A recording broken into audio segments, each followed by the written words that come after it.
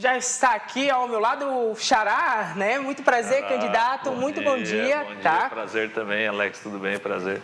Então, fechou, candidato. Mais uma vez é um prazer recebê-lo aqui, para a gente até estar encerrando esse ciclo, né, das nossas sabatinas.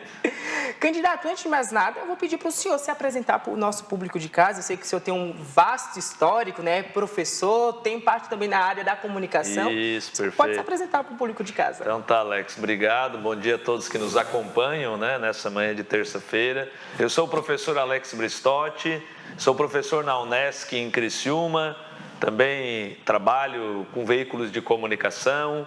Nasci em Jacinto Machado, aqui no extremo sul catarinense, atualmente moro em Santa Rosa do Sul, né, onde nós vivemos aqui no Vale do Araranguá, vivemos aqui no sul de Santa Catarina, né, a minha família é aqui também do sul do estado, né, a gente tem a região do extremo sul, sim, principalmente, né, aqui os municípios no Vale do Araranguá, uma área de atuação bastante grande, né, e a gente vem através da política também da nossa contribuição. Sem sombra de dúvida, extremamente importante a gente ver pessoas engajadas, né, na nossa região, entrando na política. A gente até no último bloco falou sobre isso.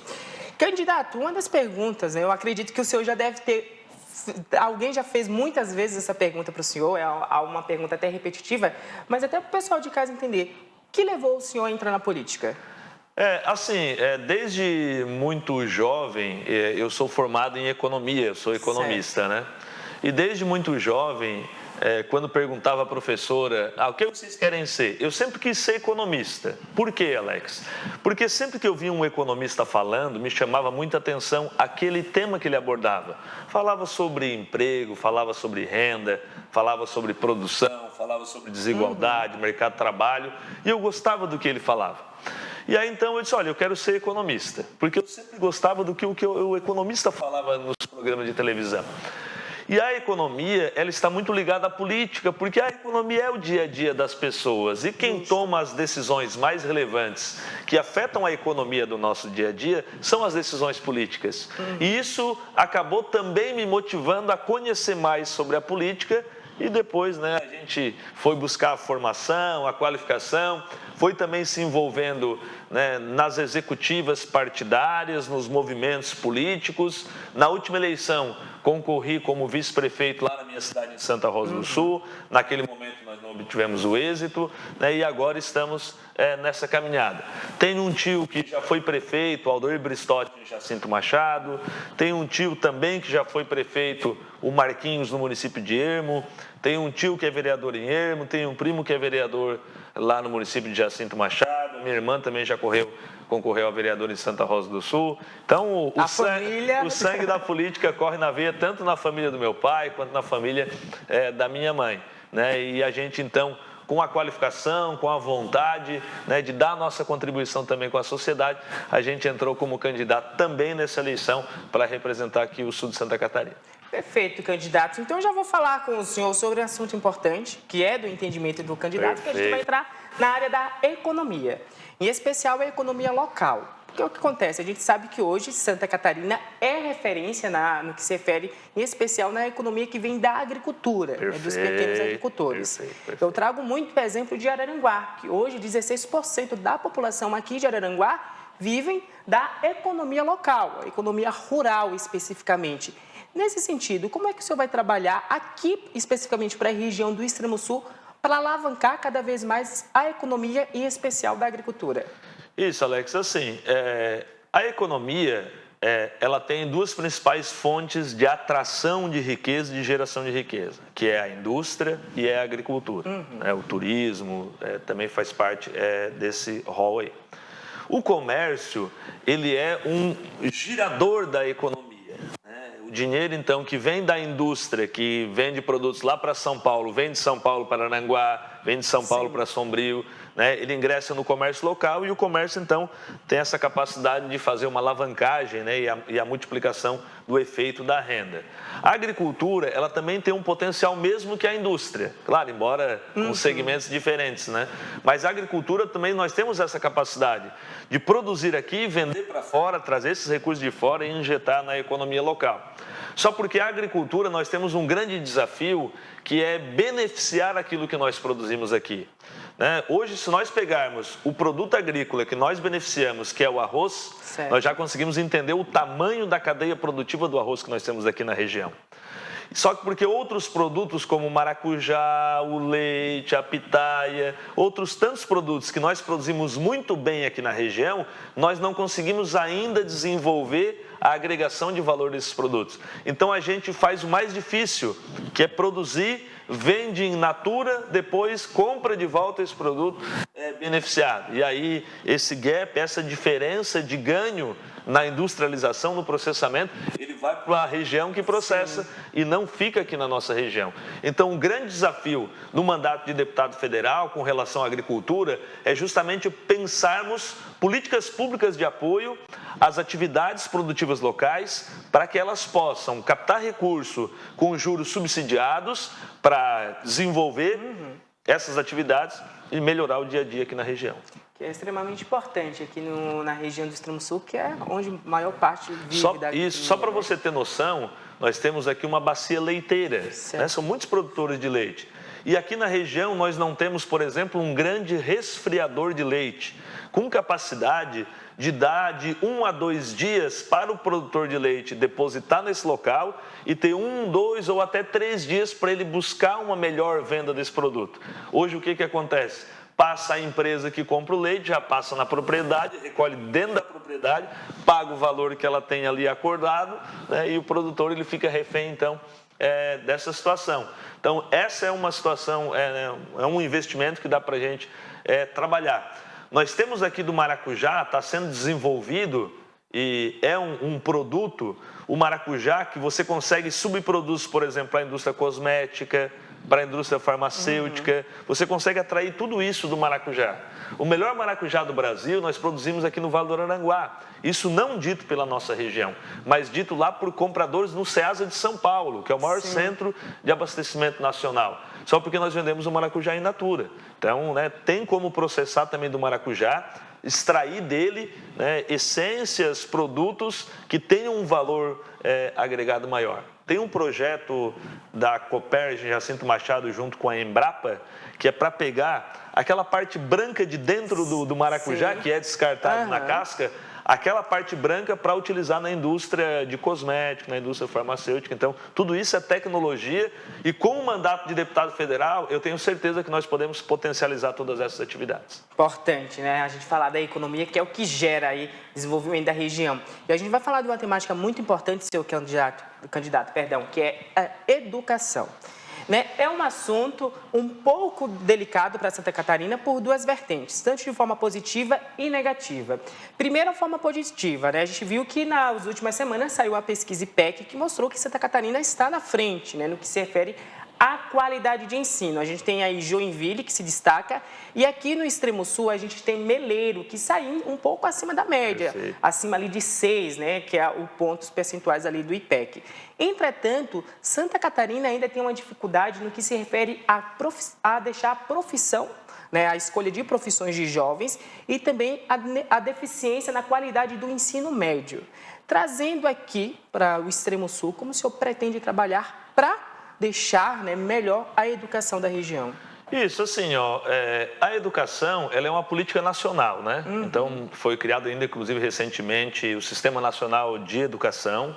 Então, ele vem para, seria o SUS da educação. Certo. O Sistema Nacional de Educação, ele vem para regulamentar e colocar numa mesma mesa para discutir município, estado e governo federal. Nessa política nacional de educação, um ponto na minha avaliação que é fundamental para nós melhorarmos no contexto geral a educação no país é o ensino integral.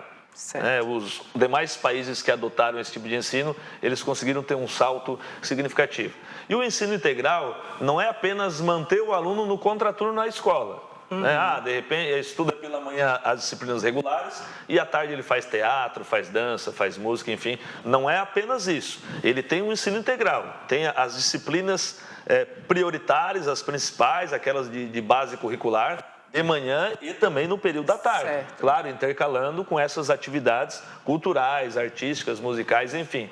Então, passa pelo ensino integral, desde lá do início da sua vida escolar, e isso trará um ganho muito grande para o ensino médio e, consequentemente, também, né, na evolução escolar e profissional desse aluno. No ensino superior, que também é uma política que é desenvolvida a nível federal, né, nós temos que potencializar as instituições públicas que já existem. Por exemplo, nós temos aqui em Araranguá a Universidade Federal, o Instituto, temos em Sombrio, temos em Santa Rosa do Sul, temos em Criciúma. Então, é importante dar orçamento para essas instituições conseguir cumprir com o seu papel. E tem uma situação, e me permita adentrar um pouco mais para trazer detalhes, nós temos hoje na saúde o sistema de pactuação. Hoje os hospitais pactuam com o governo do estado, né, contratualizam com o governo do estado, com o governo federal. Essa contratualização que nós temos na saúde, nós pretendemos apresentar uma proposta para contratualizar com as instituições de ensino superior comunitárias, como é o caso da Unesc, que nós temos aqui no sul de Santa Catarina. A Unesc tem vagas nas salas de aula.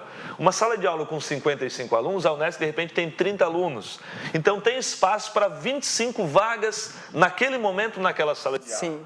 Um programa nacional que permita então a Unesc, e utilizo o exemplo da universidade por ser daqui, mas todas as universidades comunitárias, elas contratualizar tanto com o governo do estado ou com o governo federal, para que o Estado ou a União, ele compre essas vagas nas instituições comunitárias. E ali, então, ele remunera a Unesc pelaquela vaga que a Unesc não tem um aluno ocupando, dá de fazer um sistema de mediação, a Unesc paga 50%, o governo federal paga 50%, e ali, então, ocupar essas vagas através desse sistema.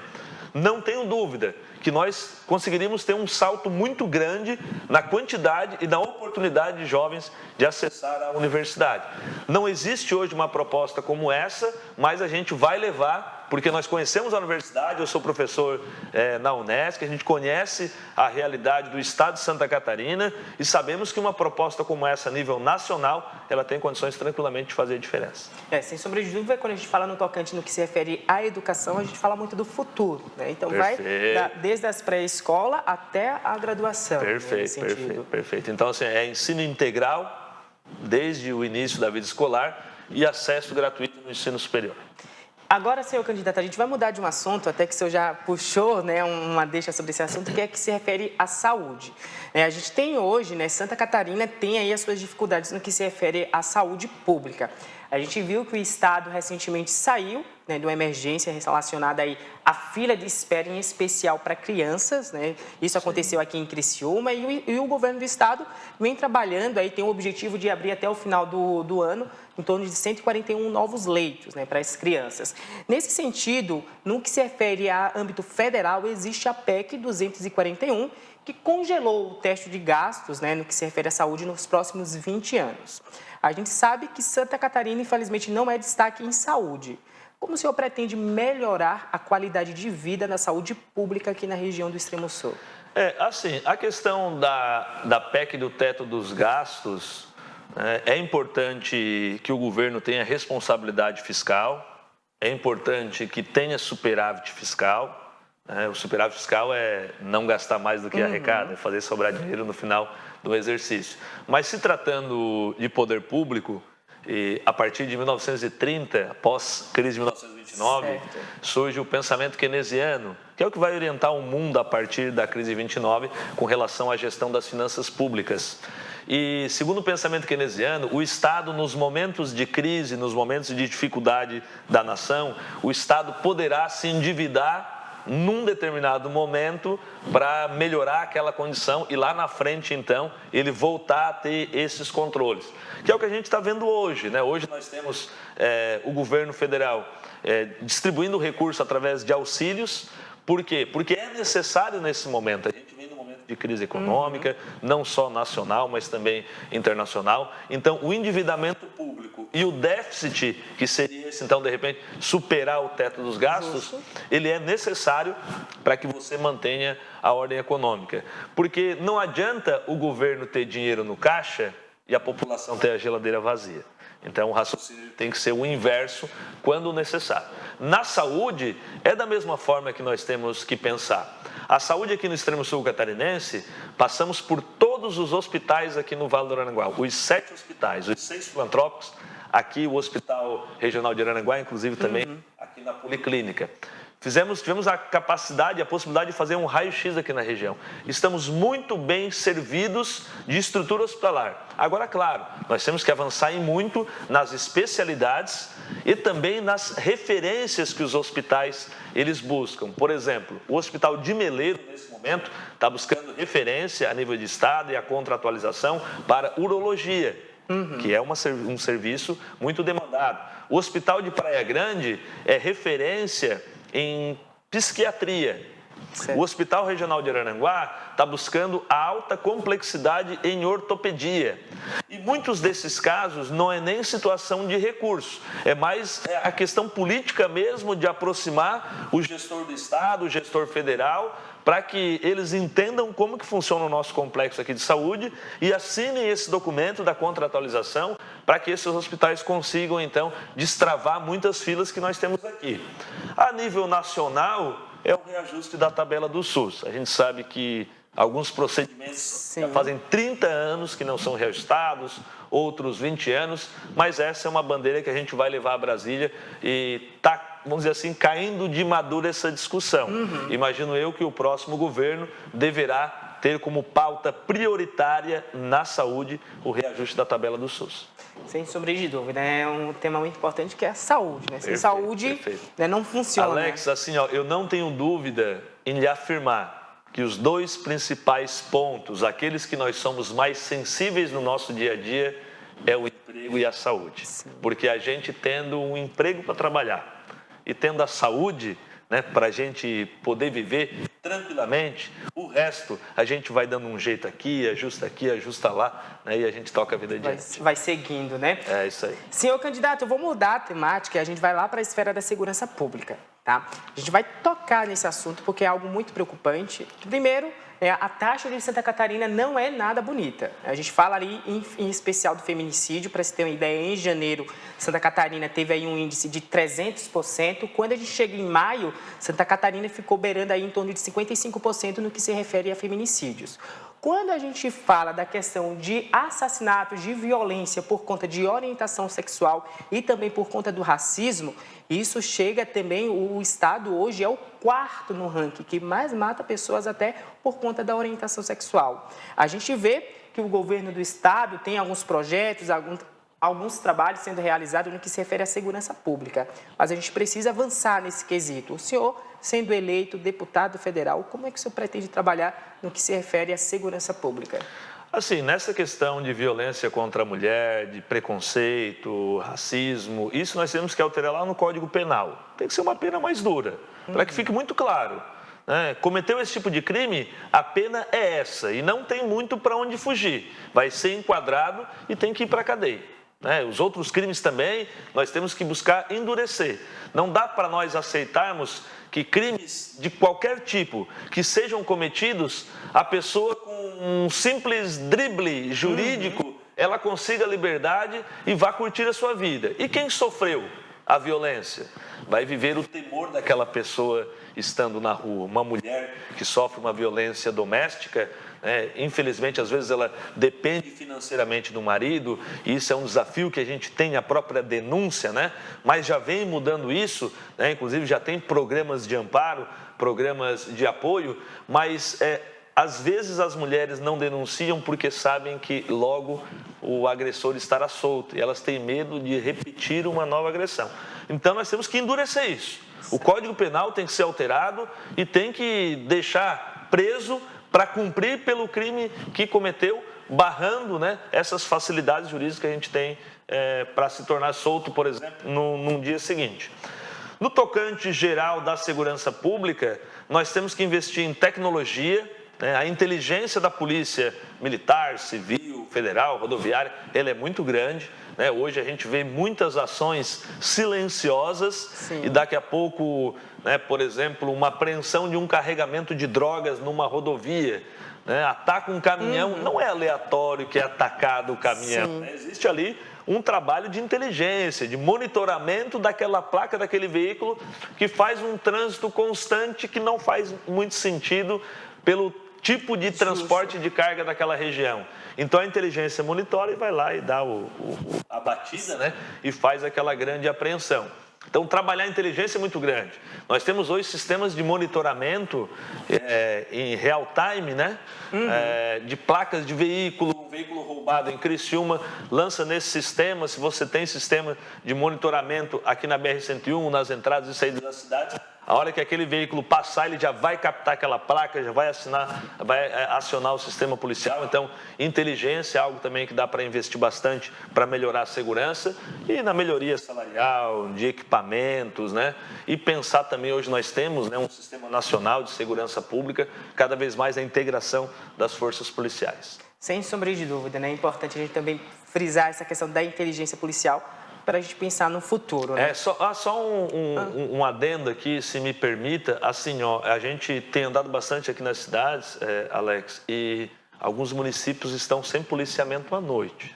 Preocupou bastante, né? A gente não cita o nome dos municípios, né? Mas o efetivo da Polícia Militar, principalmente, também da Polícia Civil, mas da Polícia Militar que faz esse trabalho de ronda nas cidades, está um pouco defasado, né? Isso é uma questão de governo do Estado, né? Mas a gente vai ficar atento também para cobrar, né, do próximo governador, né, que esse trabalho ele seja reforçado, que nós possamos aumentar o efetivo para que toda a cidade de Santa Catarina, e principalmente aqui no extremo sul catarinense, tenha viaturas e policiais 24 horas por dia.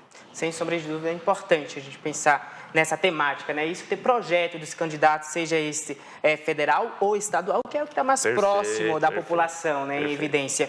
Nesse sentido, senhor candidato, eu quero finalizar com o senhor a nossa conversa falando de desigualdade e a polarização política que está existindo hoje, não só no país, mas também em toda a nossa região.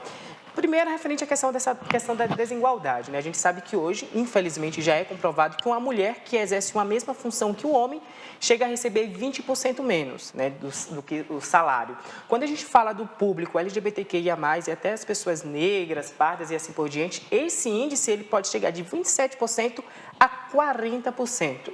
Nesse sentido, que tipo de políticas públicas o senhor vai trazer aqui para a nossa região, para o Estado, quando se refere à questão de desigualdade?